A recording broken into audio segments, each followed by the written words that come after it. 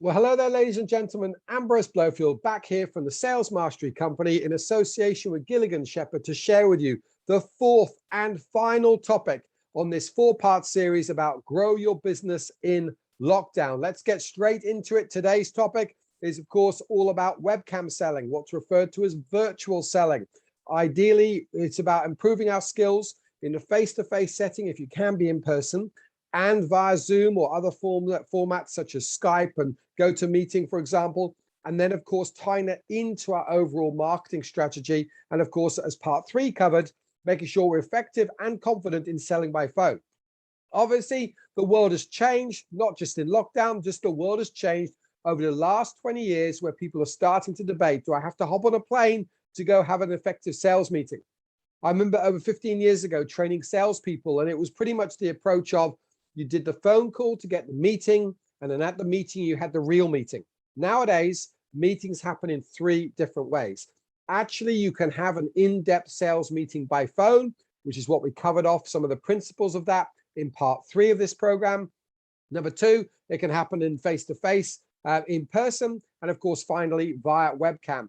Now, whether or not we have ongoing rolling lockdowns or whether or not the world ever gets back to the former levels of air travel, the fact remains is we need you to be able to look at the opportunities when you are able to have a meeting in a phone to webcam type setup and to make sure you're confident. So I'm going to share with you some secrets about how to be effective and how to be successful and confident when you are selling in a face-to-face setting where the face-to-face is done via camera.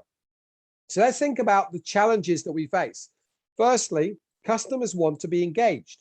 Now, when they hit your website, they want to be engaged with content. When they hit your social media, they want to be engaged with content. When they listen to you on the phone, they want to be engaged with you.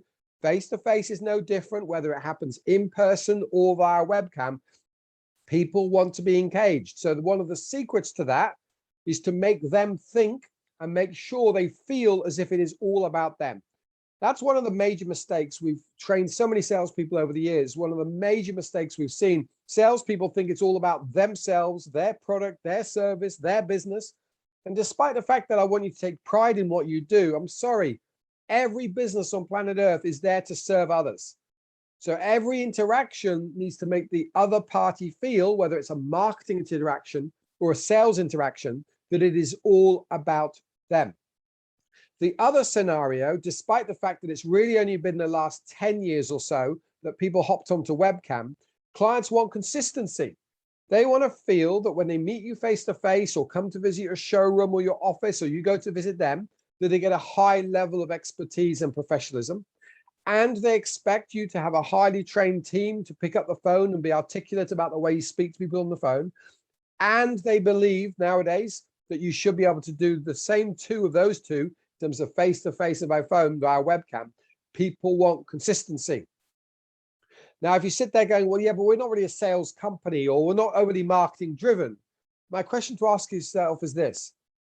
If you were to be bad or unprofessional, or if you were to lack confidence on the phone, part 3, or face-to-face via webcam, part 4, if that would detriment your relationships or break trust or undermine your brand or undermine people's confidence in you, if it would have a negative impact, you clearly need to get trained on that. So well done for watching this. Well done for taking action in advance. What matters to me more than anything else, and I know Gilligan Sheppard alongside me on this, is the actions you take after this 4-part series. What do you do with this knowledge? Where do you go to from here? If you watch the first 3 parts of this series, you'll know my background was educated in the UK, in France, and Switzerland. I was joined Procter & Gamble, the world's global giant for consumer goods. They spent $250,000 on my sales training. And for the last 17.5 years, we've trained over 15,000 businesses worldwide, helping them to make more money. That's why I get out of bed in the morning. That's why this series is put there for you in partnership with Gilligan Sheppard. Now, you've got to ask yourself this question. Just take a moment. I'd like you to score your level of skills and confidence. If you could combine those 2 numbers, what is your level of skill and confidence when it comes to selling? Now, if you throw up the question of, well, it depends if I'm face-to-face in person, it depends if I'm doing it by phone, it depends via webcam. Today's session is webcam, which is a bit new for some people. Where are you on a scale of 1 to 10? right now. Write down the number. Where's your level of confidence and skills selling via webcam? The next question to ask yourself is the same one, slightly worded differently, which is, what level would you ideally like to be at in terms of your level of confidence and comfort for you to be able to close a maximum of opportunities or have the greatest possible impact if you are selling virtually to your customers? Now, prior to the original lockdowns 18 months ago, I used to spend over 100 nights a year away from home, training people all over the world. 3/4 of those nights were overseas. And all of a sudden, my business plan changed dramatically because I couldn't travel without not being able to get back into New Zealand afterwards. So suddenly I had to take all of our face-to-face training and put it in an online setting, although we've been doing that for 8 years prior to that moment. But certainly the live face-to-face was 100% via webcam. How do you get better at it? You get trained in it, you get experts to review you, and you do lots of it. So the whole point here is, if the number of where you are is less than the number of where you want to be, you can't clearly do the same thing again and again, hoping for a different outcome. You're going to have to make a change. So I want to cover off 3 key areas that you need to master. One that hopefully you all understand by now is the technical. Number 2 is your structure. That is something that we're obsessive about. The book I'm publishing later this year in the world of sales is called Shut Up to Sell. And it's all about actually saying very little in order to sell more. One of the key things we teach there is having set structure. And I'm going to give you some insights or some secret insights today into that structure. And then finally, your delivery. Hence, I was asking you the question around your confidence as much as your skills. So let's kick into the technical. This is pretty much simple, but this is a checklist. If you need to present your solution to people via webcam, or you want to set up a meeting, you can't go and see them, I guarantee you, post-COVID, post-lockdowns, several years from now, clients will still be hesitant to have you visit them, hug them, shake their hand. Think about kids, blowing candles out on a birthday cake. I wonder how many years it's going to take before comfortable parents are going to say, yes, you go to a birthday party where someone spits all over cake, because that effectively is what happens. So let's get the lighting right. You'll notice on my webcam right now that I'm quite bright. Yes, what's behind me is dark, but that's not what's important. What's important is what you look at on the screen. And if you do happen to look at me, you want to be able to see me clearly. So please make sure that you face the primary light source. It's not going to work if I was to sit at the other side of my office and have the camera pointing into the bright light behind me, because I'm going to look all dark. So get the lighting right. Number 2, just like I've got in front of you, you want your eye height to be level to the camera itself so you can look it dead in the eye. So that when people look at the camera, they go, you're looking at me. Now, they understand if there's multiple people on that Zoom that you might on occasion look around, or if there's a document or you're typing, you might look down. But when you look up, they want you to be able to look them in the eye. Why? Because that instills trust both ways. And it's something that you would be doing if you were face-to-face. Number 3, the audio. The thing that's interesting for me, given that we train people in both sales and marketing and help with strategies in those areas, is that because of YouTube, people don't always require your camera to be perfect. They'd like it to be good. It would be helpful if it's not blurry. But so long as you can see my slides, it doesn't matter whether I'm blurry or not. However, it would irritate you if I had too much background noise, too much of an echo, or you couldn't hear what I'm saying.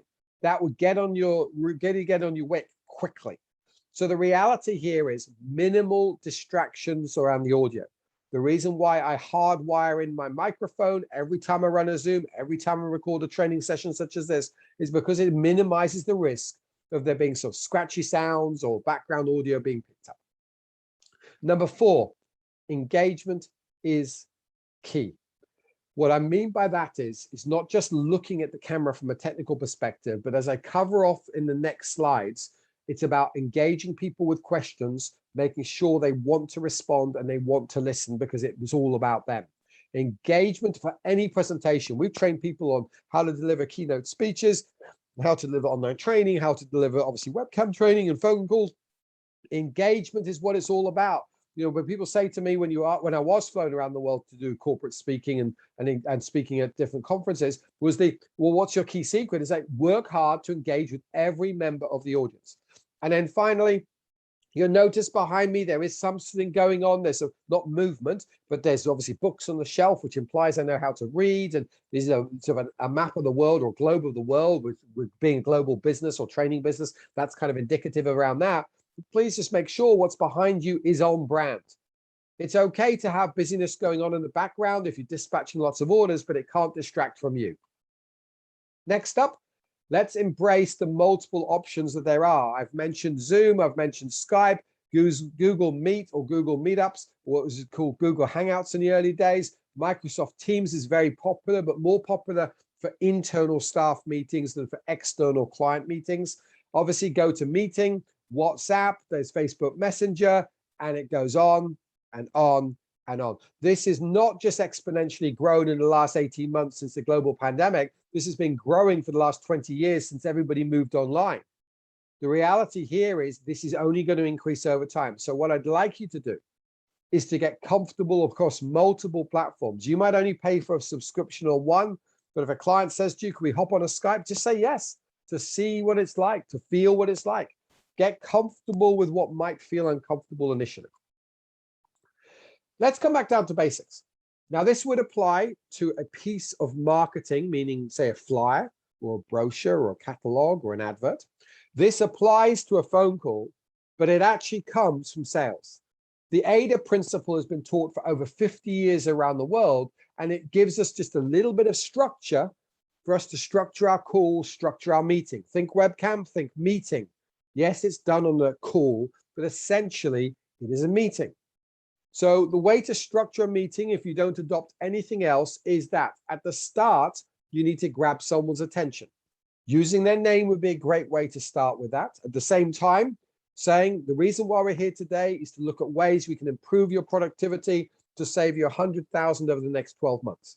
That would be a great way to grab someone's attention and move them towards phase two, which is to understand their interests. So asking questions about what outcome are they wanting for the meeting, or what outcome are they wanting for their business, or what do they want for their family, or what do they want from working with you. That's about starting to understand what are they interested in. Then, of course, a salesperson or a business owner kicks in to taking somebody through the desire process. Desire is when you might go, look, we've got a number of ways to solve that. Do you mind if I ask you a few questions to find out precisely what you need? And they go, oh, I'd like that. I'd like it to be tailor-made. And you go, what about this solution? You go, oh, I like that, but this. And then you go, what about that solution? You go, oh, I quite like that, but I've got this concern. The desire phase is when you start moving towards truly understanding what they want, what their timings are, what their budget is, and what they would like to get for you, and how much money they're prepared to give you to get those products or get that solution or get that project done or to get that service from you. So if you think about the basic structure of a call or a meeting, you've got to grab someone's attention, move them towards understanding what they're vaguely interested in, then go more deeply into what they actually desire, so what they're motivated to, and also things along the budget and the timings and what you're trying to work with there.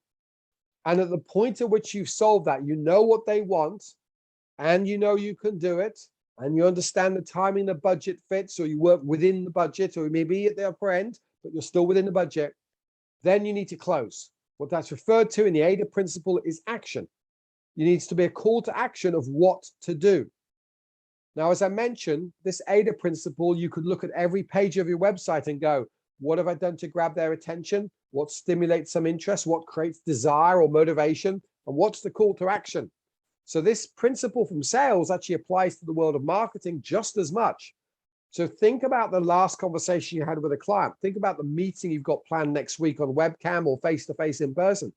What are you doing to grab someone's attention, to take them through interest and desire, to then produce a call to action, or a point at which you try to close?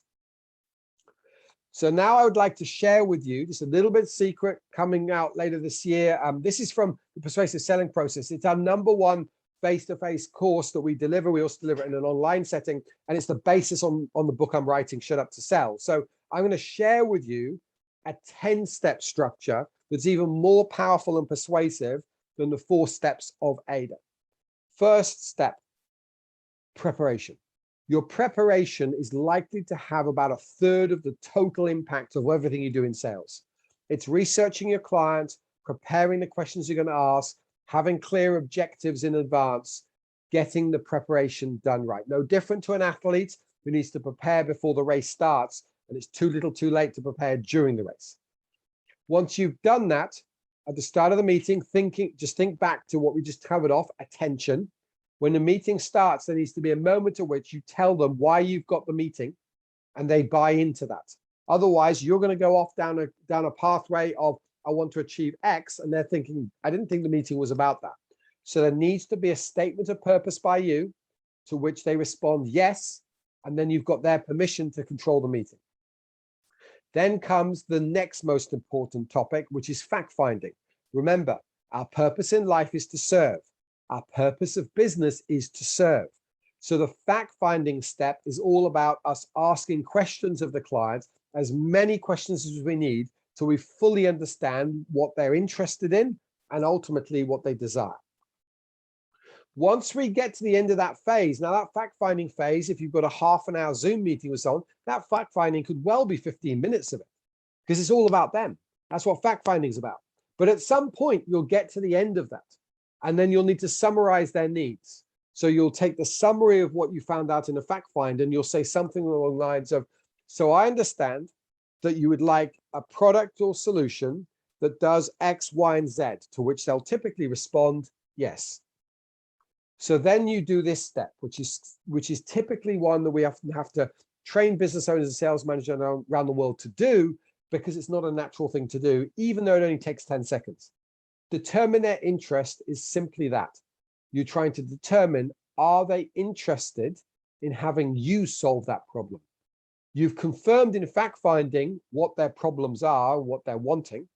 You've double-checked it in summarizing their needs, that yes, that is exactly what they want to solve. This step is something along these lines. You would say to them, so if we could help you with that, would you be interested? Now, it's skipped over, in my opinion, A, because some salespeople have never been taught it, but B, because people don't think it's important. The reason why that step is so important is it's trying to understand, are they going to listen to you when you make a recommendation about how wonderful your solution is, which is the next step.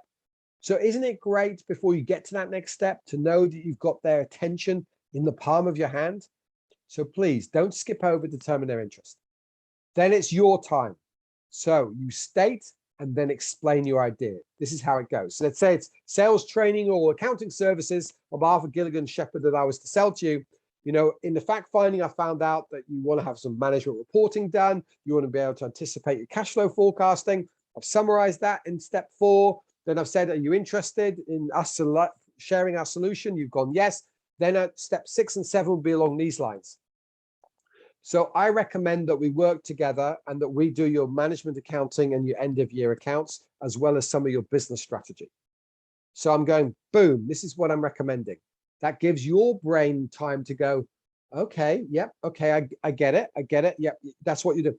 And then this next step is when I explain to you how I can justify my recommendation. You know, step 6 for a sales mastery company could be, I recommend we help you grow your sales. And they go, that sounds good. And you go, and this is how it's going to work. We'll have your business owner do the sales manager accelerator, your on-the-road sales rep do the sales mastery program. Maybe we'll run quarterly training sessions or quarterly coaching sessions to hold you accountable. So that's when you explain how it's going to work. You explain the timings, you explain the budget. You might interact and ask some questions of well, would you like to catch up once a month, or is it once a quarter, depending on your budget? So the explaining, similar to fact finding, can be quite a lengthy process. You've stated what you propose, and now you've come to explain it. They might ask you questions, you ask them questions, you kick a few things around. But eventually, you've laid out and gone, this is what I'm recommending, and this is how I think it's going to work. You kicked around a few ideas. To which point, if you've done it brilliantly thus far, you won't have objections. But if you haven't, you might have some objections. And so typically we teach people what we refer to as the objection managing process. It's unique IP that we've developed for you, just to keep it really, really simple. Objection handling involves you being quiet, shutting up to sell, asking questions about what they really mean, and then working with them to overcome those concerns. When you've done that, you need to close. And after you've closed and agreed, you need to agree whatever the next steps are going to be, which is you're going to get the product delivered by the end of next week. They're going to sort of complete the credit application form. You're going to follow them up in a month's time and see how they're using that product or solution. So that is a brief overview and insight into the 10-step persuasive selling process. I've alluded to these before, but here is your checklist. At the very least in preparation, have clear objectives, meaning primary objectives, what am I going to get out of this meeting? Secondary objectives, what am I going to learn from this meeting? So primary, what result am I getting? Secondary, what am I going to learn? Number 2, think about who's going to be at the meeting. If you're running a Zoom meeting and there's 4 members of their team, try to do a bit of research. Think about who are they? What are their motivations? The accountant in their team will probably want to know productivity and how much the investment's going to be. The sales manager and marketing manager want to know how much we're going to help us grow our market share by. The operations manager might want to know how is it going to work. So prepare for the audience you're likely to have. Number 2, statement of purpose. As I said before, you've got to build rapport at the start of the meeting. That goes without saying. That has not changed via webcam. Don't launch into a new meeting if you've never met someone before. You wouldn't do that face to face. You wouldn't do it on the phone, so don't do it on webcam. Build rapport, ask them how the week's going, ask them how they coped with lockdown, ask them what they're doing for their health, ask them what their plans are for the weekend, and then agree the purpose of the meeting. As I said before, you've got to get them and you aligned at the start of the meeting as to what on earth this meeting's for. I've put in some wording there on a slide to help you if you've got nothing else to say, and that would apply to 90% of salespeople's conversations or even business owners' conversations. Look, I'm here to better understand you and to see if there's ways we can support you better. That's it. Most of us are there to support others. And then, of course, you need to give ownership to them. So you need to follow that up with what we refer to in persuasive selling as a comfortable probing question, which is that okay? Or do you agree? You might even start this meeting and go, look, thank you so much after you talked about the weekend. Look, thank you so much for your time today. Now, as we spoke 2 weeks ago when we set up this meeting, the meeting was to talk about the XYZ project and see if we can add some value to you. And they go, oh yeah, I kind of remember that from 2 weeks ago. Is that correct? And they'll probably go, yes. Fact finding. One of the ways I try to represent this when I am teaching it in persuasive selling, particularly the online version of it, is to think of a customer like an iceberg.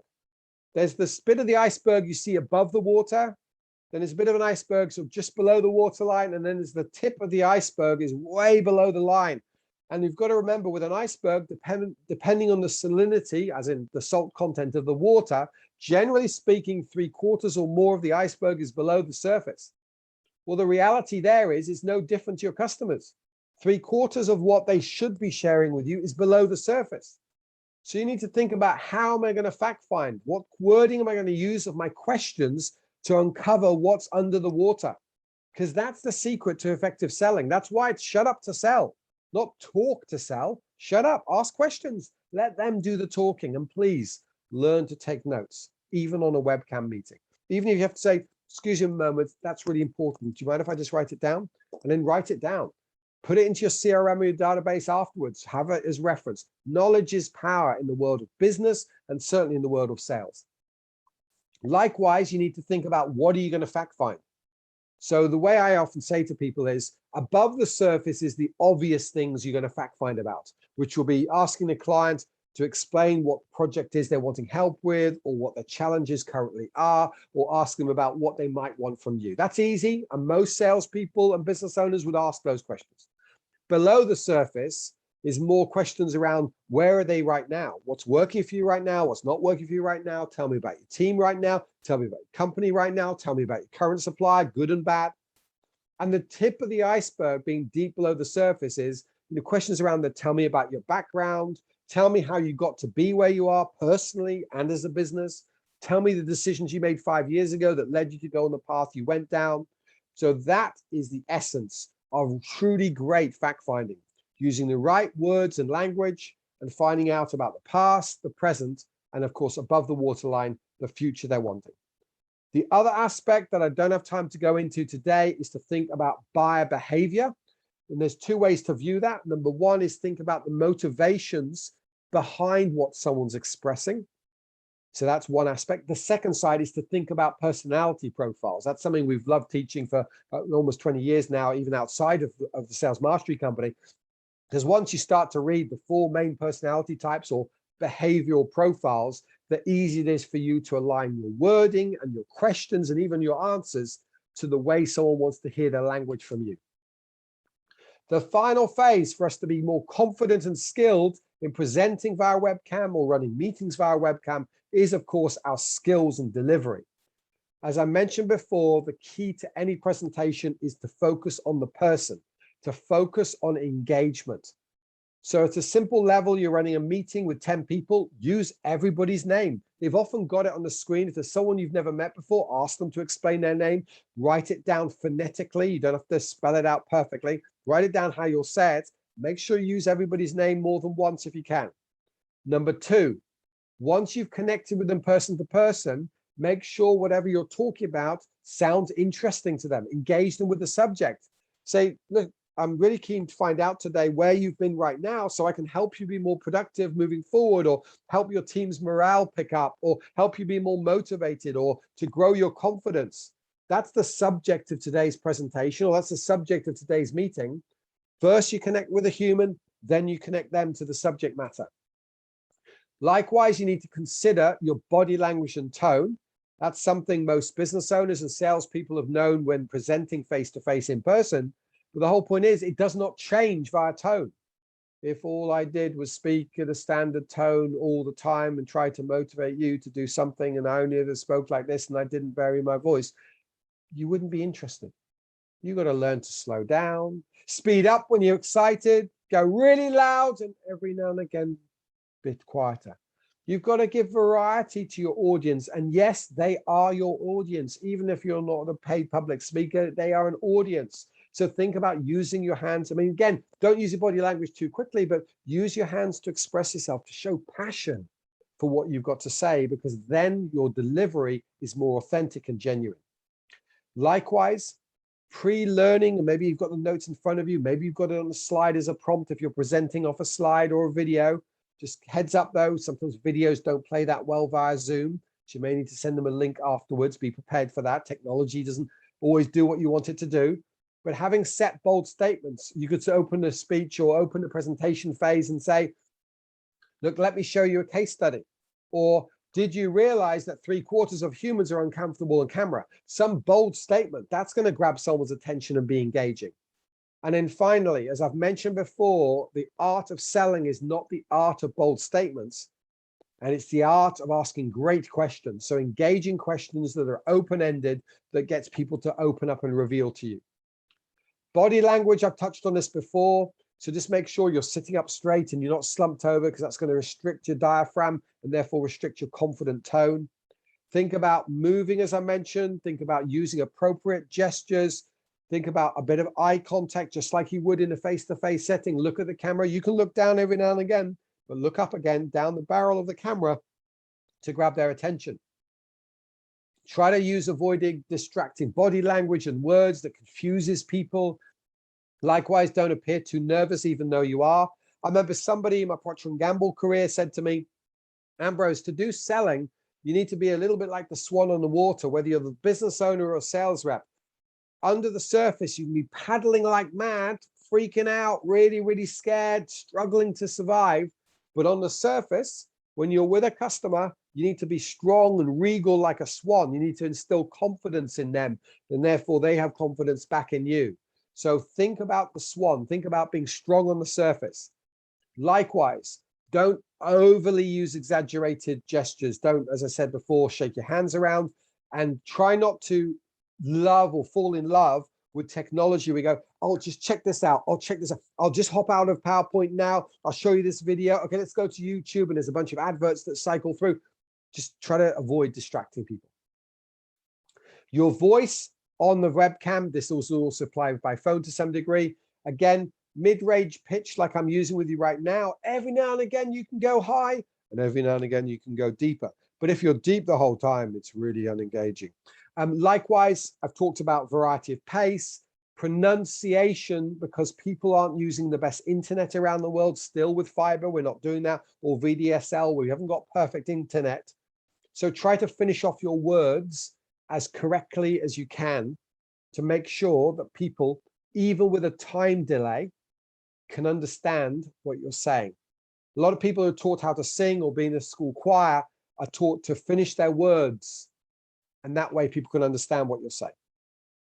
So in essence, I wanted to thank you for attending this fourth part of this series. At the same time, I wanted to thank Lisa and Bruce from Gilligan Sheppard for giving us the opportunity and the platform to share with you 4 ways for you to grow your business in lockdown. And again, to repeat, as Lisa and I covered in the second part, you can use these skills regardless of lockdown. Everything we've covered around your marketing strategy, your online marketing strategy, selling by phone or selling via webcam, all of these skills apply constantly. If you've got any thoughts or feedback, or if you simply want to share one of your takeaways from this session or previous sessions, please connect with me on LinkedIn or flick me an email. That would be fantastic to hear. It's what inspires me to keep developing new content and keep doing what we're doing. At the same time, if you want some help with your digital marketing, your website, your content marketing, reach out to Lisa at Gilligan Sheppard. She's got a wealth of knowledge. She's qualified in that area, and they're very, very trusted by you, no doubt. I've, of course, been Ambrose Blowfield. This is part 4 of your 4-part series of growing your business in lockdown. As always, be sure to take action.